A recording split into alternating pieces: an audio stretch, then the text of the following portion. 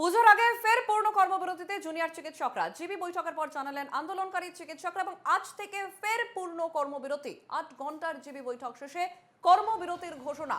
আজ থেকে ফের রাজ্য জুড়ে কর্মবিরতি। পুজোর আগে জুনিয়র ডাক্তারদের পূর্ণ কর্মবিরতির ঘোষণা এবং জিবি বৈঠকের পর এমনটাই জানালেন আন্দোলনকারী চিকিৎসকরা। আজ থেকে ফের পূর্ণ কর্মবিরতি জুনিয়র চিকিৎসকদের।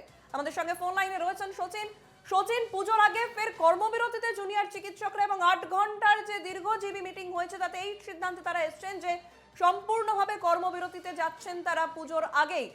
এর পরবর্তীতে কি সিদ্ধান্ত, মানে তারা যে 10 দফা দাবি তুলেছিল সেই দাবি যতক্ষণ না পূরণ হচ্ছে তাদের এই কর্মবিরতির কারণ কি, এবং ঠিক এরপরেই আর মাত্র কদিনের মাথায় পুজোর সময় বা তাদের কি সিদ্ধান্ত, কি করবেন তারা?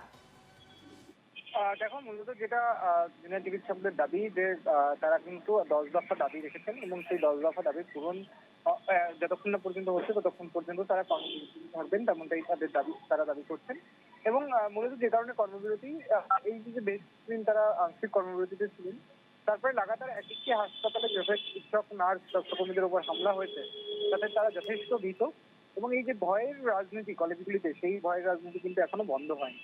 এবং তার সঙ্গে সঙ্গে থ্রেড কালচার, সেই থ্রেড কালচারের যেটা অভিযোগ ছিল প্রথম থেকেই, সেই থ্রেড কালচার সম্পূর্ণভাবে বন্ধ করা যায়নি। তুমি জানো, একাধিক যে কলেজে সেখানে অভিযোগ উঠেছে থ্রেড কালচার।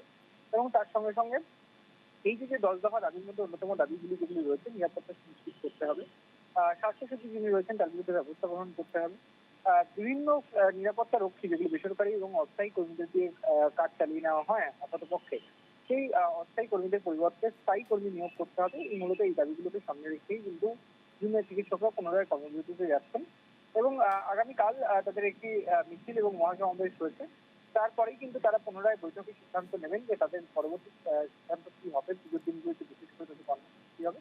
কিন্তু তারা কিন্তু কর্মবিরতিতে থাকবেন যতক্ষণ না পর্যন্ত তাদের দাবি মেনে নেওয়া হবে। তারা কাগজে কলমে কোনো রকম তাদের দাবি পূরণ চাইছে না। তারা সার্বিকভাবে একদমই যে হাসপাতালগুলি, যে বিভিন্ন জায়গায় তাদের যে দাবিগুলি রয়েছে সেই দাবিগুলি পূর্ণতা দেখতে চাইছেন। মূলত এই দাবিগুলোকে সামনে রেখে কিন্তু জুনিয়র চিকিৎসক পুনরায় কর্মবিরতিতে যাবেন। বেশ, ধন্যবাদ সচিন। আমাদের সঙ্গে ফোন লাইনে ছিলেন আমাদের প্রতিনিধি সচিন রক্ষিত।